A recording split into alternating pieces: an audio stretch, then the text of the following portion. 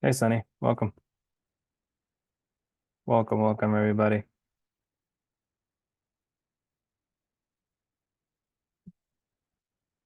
And you guys can see the screen. Last time I was doing this, I realized I wasn't sharing my screen properly. So I just want to make sure if you guys can see the earnings.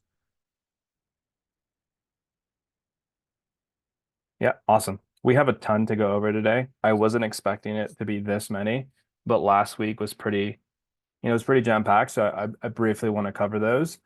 And then we'll hop into current ERs that we're going to be having for the rest of the week, which we still have a pretty jam-packed week, to be honest with you. I mean, PLTR just announced today, and that was like a pretty interesting ER, right? So we'll briefly go over that one as well. We have Disney, CBS, Uber. Who else? There's like a couple big ones. There's a couple other big ones that I literally went in. PayPal. Um, so there's a lot to go over. I know we're a little early. Hey, Joe. Which I don't know which Joe this is. So I don't. Oh, Big Sushi Joe? Wait, no, there's two Joes. But yeah, I honestly might get started early. I don't want to bore you guys. I'm literally just gonna skip the how to play earnings report and Ivy Crush and stuff like that. I think we know that already. This is gonna be very, very information intensive, just because there's just a lot. There's a lot of companies reporting. So we need to go, we need to go through them. So I just want to make sure you guys can go through them all. Bro, why didn't you, dude, I miss doing these with you. For the longest time I kept your name on this because it was just like everything was still a lot of stuff that you and I did together. Unless this is another Arctic.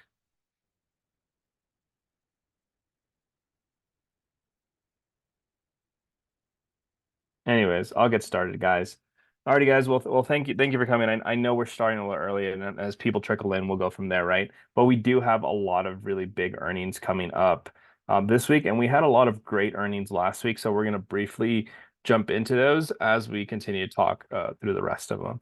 Like I said, I'm gonna skip the rest of the stuff just because I think we're already through that. We already understand it, so we're gonna go into recaps. We're gonna go straight into the gist of it. Amazon, right? One of the biggest companies that reported last week's. So ultimately, what made Amazon do really well, at least when it comes to earnings, and I always talk about this all the time, is guidance, guidance, guidance. I think guidance beats everything else. And in this case, Amazon gave really optimistic guidance for the first quarter, right? So they think sales are going to be between 138 billion and 143.5 billion, which would be a growth of 8 to 13%. Now, if you're looking at this from an investor lens, right, never look at this from a trading perspective because this doesn't apply to you guys. This doesn't really matter. People care about charts, people care about patterns. But this from a perspective of an investor for the long term, if you can guarantee that a company saying, hey, we're going to be doing 8 to 13% growth, it's a huge reason why they would want to invest in Amazon. And then you'll see this just huge amount of growth come into Amazon, which is exactly what we saw. Ultimately, as well, due to a lot of this growth, you're going to see a lot of cuts in Prime, MGM Studios, Twitch, and they just ended up cutting a lot of different things. Revenue overall jumped up 14% to 170 billion just in the fourth quarter alone. So, yeah, Amazon makes a lot of money, guys. Great, great one just to kind of have Amazon in a long-term port. I know it's still fun to trade day to day. Definitely one just to keep an eye on. I still think it has a lot higher to go. Same thing with Microsoft. All of these big ones that we're going to be talking about, I think all of them except for Apple, I'm a little iffy, which I never thought I'd say. But Microsoft, essentially, the biggest thing that Microsoft was talking about in this last quarter was Azure. And if you guys don't know what Azure is their cloud-based things of Microsoft. It's also their security. So a lot of the identities segment that Microsoft's kind of going into. So that segment alone, the intelligence cloud segment, produced over $25.8 billion in revenue. And revenue from Azure. So Azure is also including like the cloud computing stuff of things. So a lot of people will host websites on Azure. A lot of people will just use Azure for hosting in general. It's outpacing the rest of the cloud services by 30%, right? So That the bad side of things, and I think we all saw this, which was the uh, essentially laying off about 2,000 employees in the Activision deal. So I'm really curious what they're going to do there. I think they're just leaning the company out. A lot of these creative companies tend to have um, honestly, I want to call it waste, right? A lot of positions that are not needed. And if Microsoft can get stuff done with 2,000 less employees, that's 2,000 less jobs or salaries that they need to pay, all to it. We're not going to go through EPS. We're not going to go through revenue. There's just a lot of numbers that we're going to be going through, guys. So we're going to go through these quickly. Apple. This is the one I'm iffy about. And I'm like the biggest fucking Apple fanboy out there. I love Apple. I love what they're doing. I mean, things might change because of this new headset that they just dropped, and everyone seems to be loving it, and everyone seems to want to buy it, but numbers just are not showing what we think Apple is capable of, right? Specifically in China, China being one of the most important markets for Apple. We see this across Apple, we see this across Tesla, we see this across any big company that has a market share within China. People forget about how big China really is, and we're going to talk about it in Disney and how their overseas market actually carries Disney in the long term, right? So we'll talk about it in a second. But when it comes to Apple, this is a really concerning thing, a 13% decline in sales. Um, Not only that, going back to the guidance piece, guys, Apple didn't provide guidance for the current quarter ending in March, right? So the fact that Apple isn't providing guidance can either be taken as a good thing or a bad thing. And in this case, I think investors weren't a little too happy with the way things were going. And if you actually break down the numbers in revenue and iPhone revenue, like 69 billion versus 67 billion. So like they barely beat the iPhone revenue that they were expecting. But where they actually made a lot of money has been in their services revenue. And that's where I personally see Apple pivoting a little bit more into the SaaS market, just because I feel like long-term services are going to be something that they're going to be able to make a lot of money off of, right? Right now, we're seeing it with the EU thing that's been going on, that they're charging these excessive prices for companies to host their applications on Apple's App Store, right? So keep an eye out for those little things. And I'm really curious on how the new headset is going to affect Apple's revenue in the long term. Like I said, guys, we have tons and tons of big companies that reported uh, last last week. So Google workforce reductions, right? That was like the first biggest thing. But even though they had workforce reductions, the severance and the charges is $2.1 billion for 2023 alone. Right. So can you imagine having to let go so many people that you have to pay $2 billion in charges and severance is kind of insane to me in the long run. Google really hasn't been doing amazing things lately. YouTube's kind of been the backbone for it. And that's kind of been accelerating the growth overall. But when it comes to Facebook ads and TikTok and all of these other companies that are kind of dominating the ad market at the moment, Google's just not there right now. Why everyone work at T-Mobile? Jose, I don't know what you're talking about. Um, and then lastly, they are going to be starting to push their AI, which is Gemini. You're going to start seeing that, and they're going to try to go after customers. It's almost like what you see with ChatGPT and what you're starting to see with all of these knowledge-based AIs. I can see how with this, especially having its search engine in the background of it. But I feel like it's lagging compared to a lot of the AI companies that are coming around. So I think just when it comes to investors or for a long-term thing, Google needs to really double down on the AI products for it to be relevant in these next coming years, personally. Meta, and I think this is a crazy one. And shout out to everyone who managed to grab Meta calls, the people who made, I mean, there was guys that I saw that made, you know, over six figures in one trade, and they didn't even put that much money into the calls, right? So why did it jump so much? Well, the first thing was this the first ever dividend payment that Meta has ever done since being public, right? They have never issued a dividend before.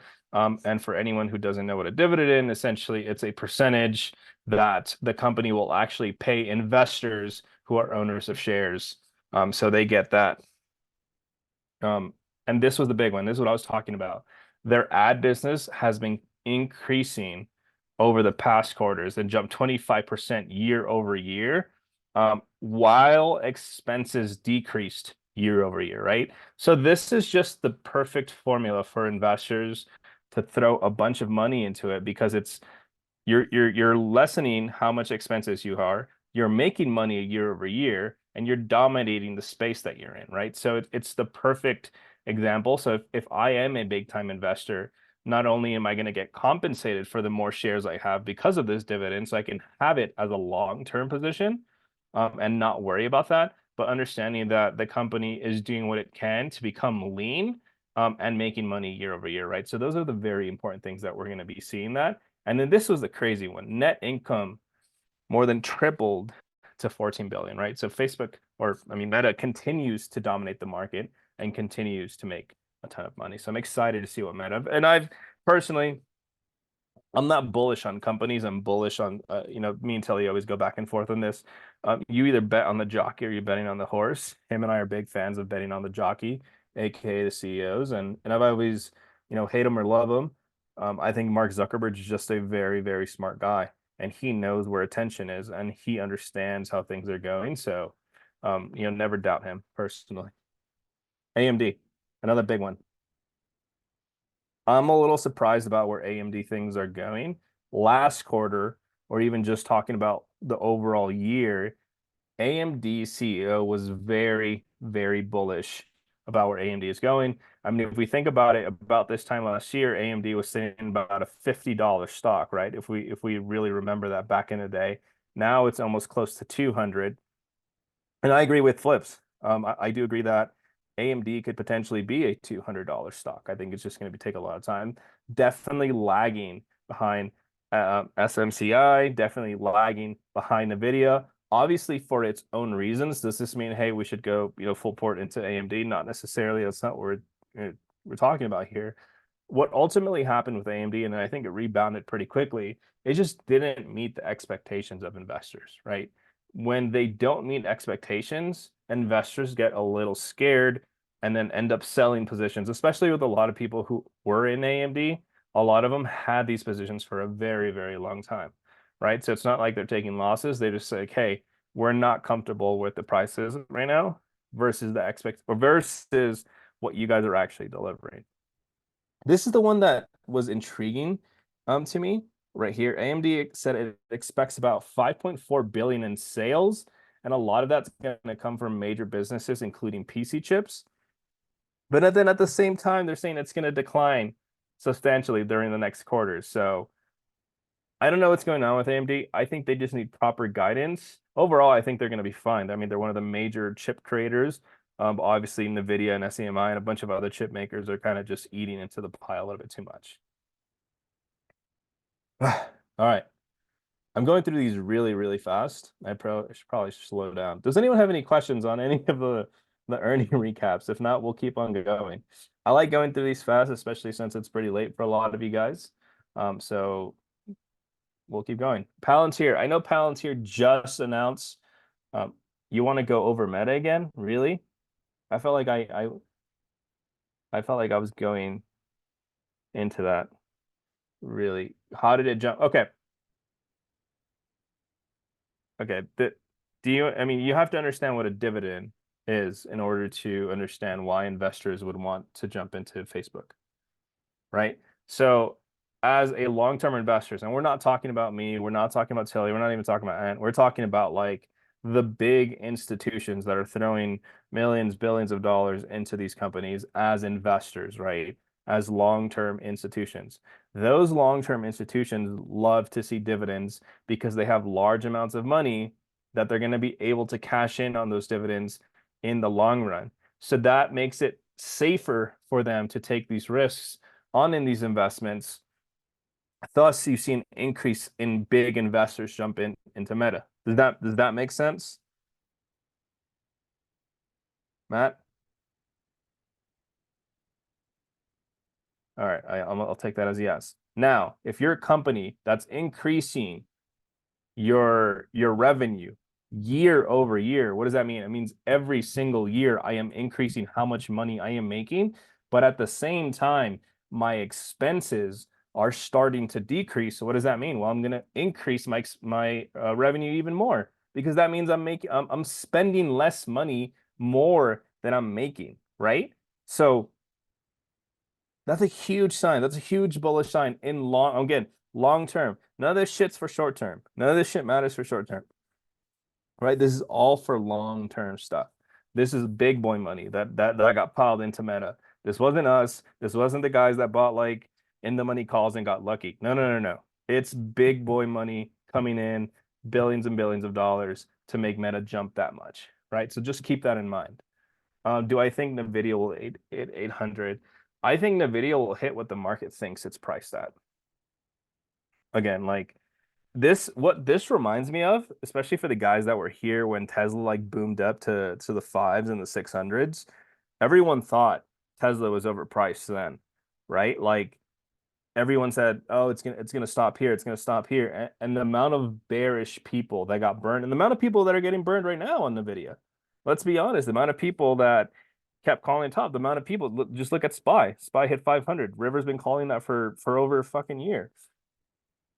Don't fight the trend. Don't fight the market. Don't necessarily like, hey, is it gonna hit 800? Don't go with the trend. Now, if you're looking at this from a long-term perspective, realistically, do you have enough money to have Nvidia in your port for a long-term portfolio unless you've been having it in your port? No. But maybe AMD might be a better hit for you, right? I think AMD is still lagging way behind the others, and not just from a price point. I'm talking from a perspective of technology, right? So that's just my perspective on AMD. I've always been a big fan of it. So I would look at other people and chips. The same thing that happened when Nvidia was popping off to 150, even 140. Everyone kept saying, start looking at other chips. SEMI did not pop off till recently, right? If we can go check it out right now. If you really look at it, that shit didn't pop till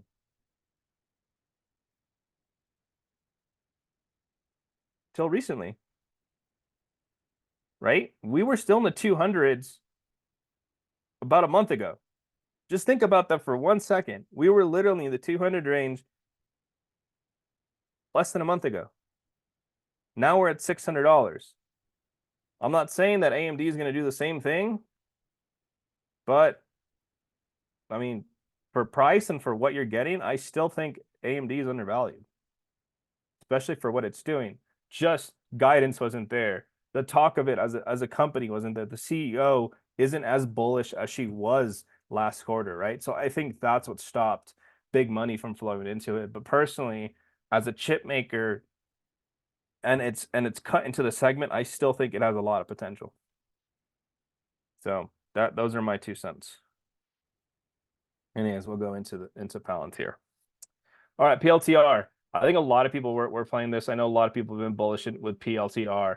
Overall, the thing that was really interesting to me, and I kind of saw it happening, I didn't jump on it, was the pivot from not only being a government customer heavily focused, but now it's shifting to normal customers, right? It's regular customers, and they saw an increase 20% over year. Again, a profitable company year over year. You're seeing an increase in profitability, and it's really not a lot. It's like 608 million, but for a company this young and this new and what they're doing, this is just huge signs that for long-term potential, right? PLTR is one of those where you just fucking buy it and then you don't check in for like another 5 years, right? These are the type of companies where you kind of just have to fucking eat shit for a little bit, and then one day you can pay off your house with it because it blows up and becomes what it is, right?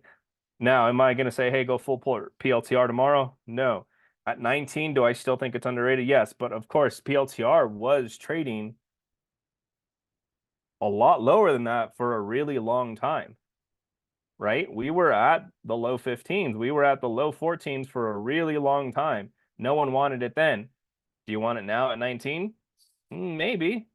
Maybe because it's showing signs of growth. Now we're actually showing actual money. We're showing that the company is actually profitable rather than just speculating on the stock overall, right? Now we have numbers to go off of, right? So commercial revenue grew 70% year over year.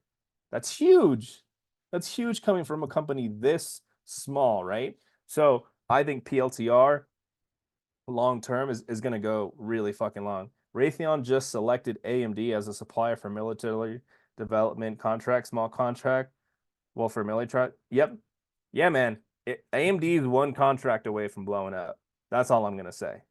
PLTR calls? No, I would not do calls for PLTR unless you're doing leaps. I think it's cheap enough where if you have a long-term portfolio, buy a couple shares and just hold it and just leave it there and then DCA into it, dollar cost average into them, right? Because for all I know, there could be profit taking tomorrow and that shit drops back to 15 and you'll be like, Mario told me to buy it at 19. No, no, no. DCA into this thing and don't look back. Spotify, honestly, I don't even know why the hell I have it in here. I just saw it and I know it's a catchy name. They recently had a huge reduction in force as well. The part that interested me, and I remember this is why I actually put it in. So Europe recently allowed users to buy subscriptions and audiobooks within applications. So I don't know if you guys know this, for the longest time, especially in the US, I think it's in the US, you can't do you can't purchase subscriptions within the applications, which is like very, very annoying. And the only other thing I can think about is like is Audible. Like I couldn't manage my my subscription with it.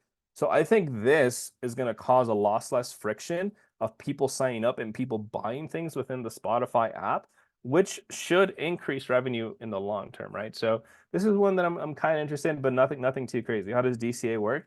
Literally dollar cost average. If you buy PLTR at 19, drops to 15, you buy some more there, drops to 14, you keep buying there, goes back up to 16, you buy some more. Next thing you know, you have your average. Yeah, dude, I have Audible personally. But there's just times like I want to buy shit and it's like you have to buy this on the website. And I'm just like, I'm so lazy to go on the website that I just don't buy it. So I think this is like a huge thing. No, I would be bullish on Spotify just for that reason, especially with reduction in workforce. And this, but this is going to be like more of a long-term thing. Spotify's just weird.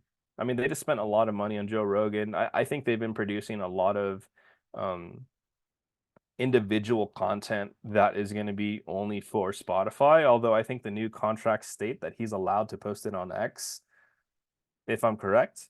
So I think Spotify right now is just trying to widen their reach, and using other platforms to push that reach. Snap Inc. I think this is a sleeper, guys. This is a sleeper for me. I feel like I've been seeing a ton of more ads on Snapchat recently. Obviously, this is just my perspective. I've seen a lot more influencers. What they're starting to do because it's so cheap is like buy shows on Snapchat and kind of just have like their own shows on Snapchat. And I've kind of just been seeing that um over trend over the past couple of months. So I'm really intrigued in this one. It's just super cheap. And actually they just had layoffs today. So if they continue to run lean and if ad growth continues to increase, then great. Obviously subscription numbers are going to be a big one as well. I mean, but with like TikTok and with X and with all these major competitors, like I think it's only a matter of time before Snap probably gets acquired. So I'm calling it today, February 5th. I have a feeling someone is going to purchase Snap. Am I bullish on? I am personally bullish on Snap. By the way, guys, whatever I say here today, don't take to heart, right? Like ERs are so fucking crazy. You can have a lot of companies that have fantastic ERs, numbers are amazing, but then the CEO says, "I'm not so sure about this next month," and that can cause, the stock to drop. So don't just go like, "Hey, Mario, I think it's bullish this." No, no, no, don't do that, right? Obviously, do your due diligence as well. I'm just letting you know what I'm reading in articles, what I'm seeing in the market, and how I dissect when it comes to these things. I am very bullish on AMD. Alibaba. This is one of those ones. I know Toasty loves Baba. Toasty is a big fan of Baba and just Chinese stocks, but Chinese stocks in general have been just pumping recently. They've just been getting a lot of flow. I don't really know why. The stock overall of Baba has been dropping 34% over the past year. But again, AI is just that buzzword, right? AI, like if anyone just says like, hey, we're working on a new AI product, the stock just jumps 10%, $10 that day.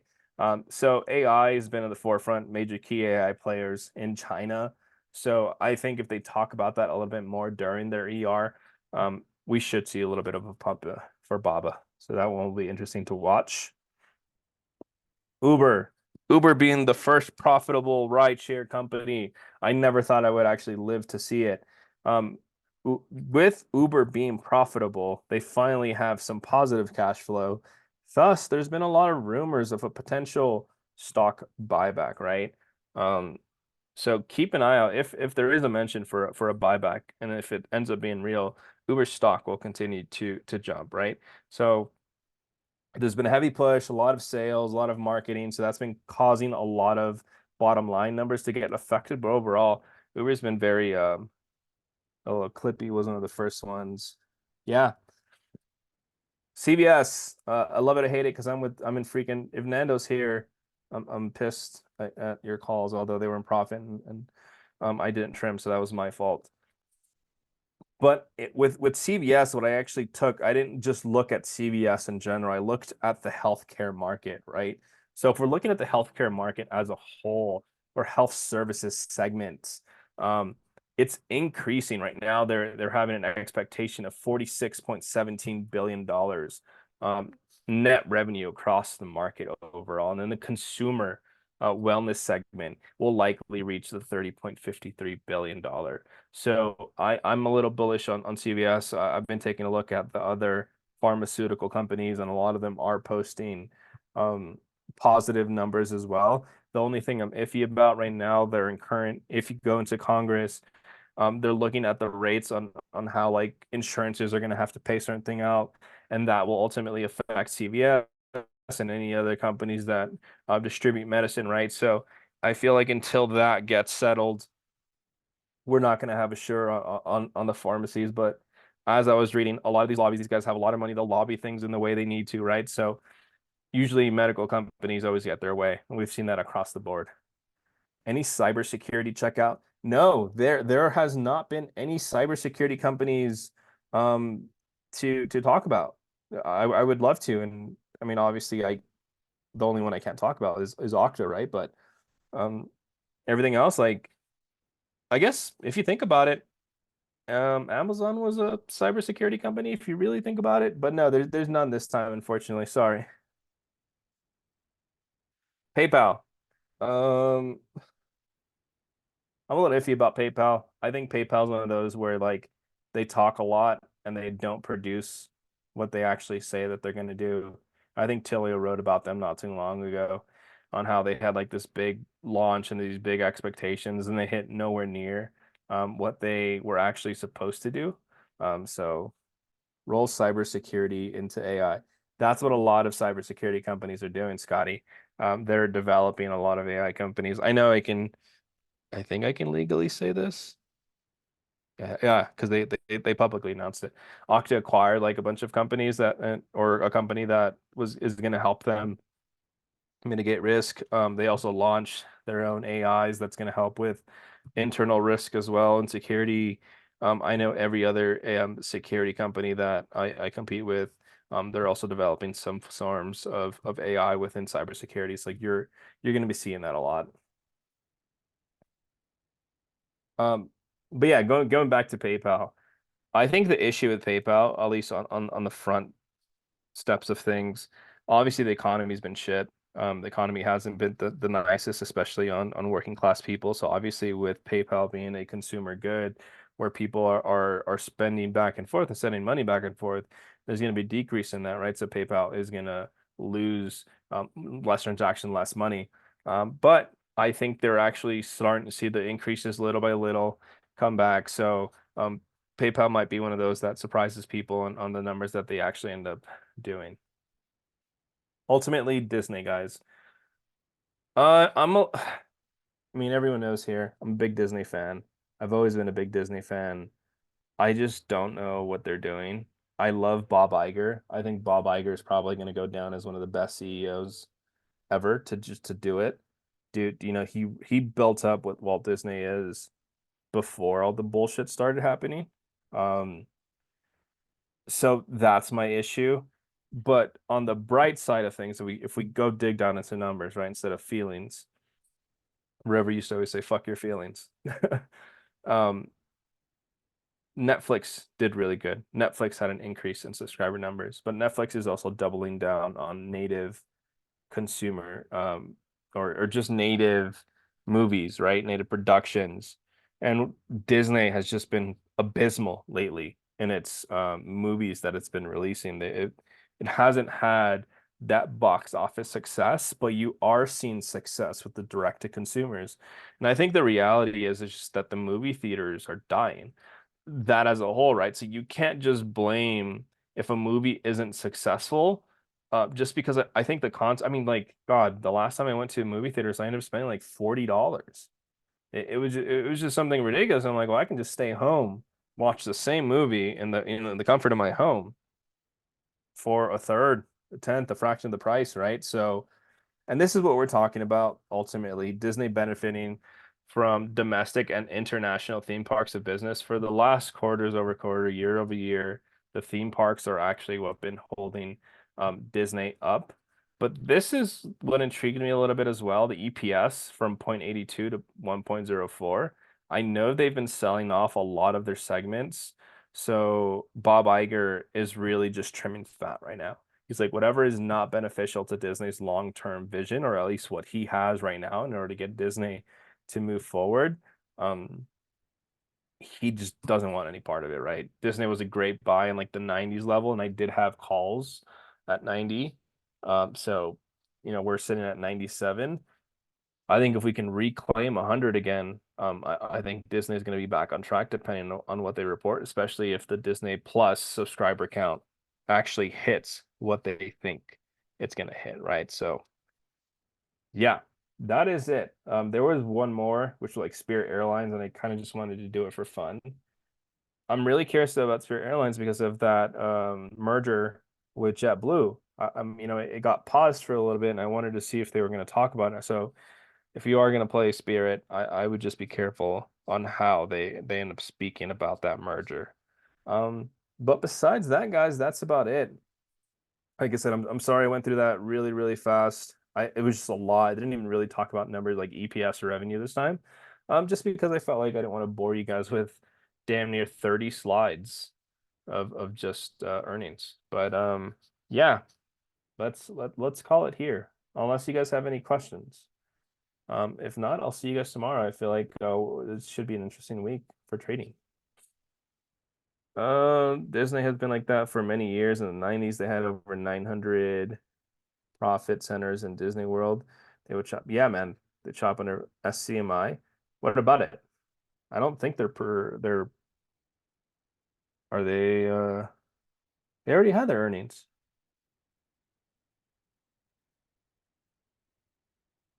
No, they aren't, just looking ahead. Oh, okay. Dude, it's just one of those, like, again, don't fight the trend. I don't know how I just don't get into stuff like this. I know some people that swung like SCMI 800 calls or something really ridiculous, and they're still making money, right? So I don't know how expensive contracts are. I don't know how IV must be jacked up on those. So I just don't want to play them. That's just not my thing. They cut my favorite restaurant. What was your favorite restaurant, Scotty? You have any upcoming earnings you're watching? I mean, besides the ones I literally just talked about, Marnus, like I talked about all the ones that I'm personally watching. Like I literally went through all of them, and then like these are all the ones. We're always posting, and I think a lot of people don't see it. Like we're always posting these announcements, right? So take a look at what's going to happen this week. You'll be able to see it. 10K. Do you still invest in bros? Shushi, I am waiting for that shit to drop. I was pissed. And River, if I don't think River's gonna hear this, but if River's here, he scared me. So this is this, and we'll leave it with this. And I think this this will be like a big, I think trust yourself. Ultimately, we have people here. A lot of people are very successful, but trust yourself, trust your gut. Um, but I wanted to buy it at back at 23 again when I think they were receiving downgrades at the time. I just really believed in Bros and the company as a whole. Ended up not pushing and they ended up going up to 30, which was that was my price target. My price target was 30. And I did, and I sold everything.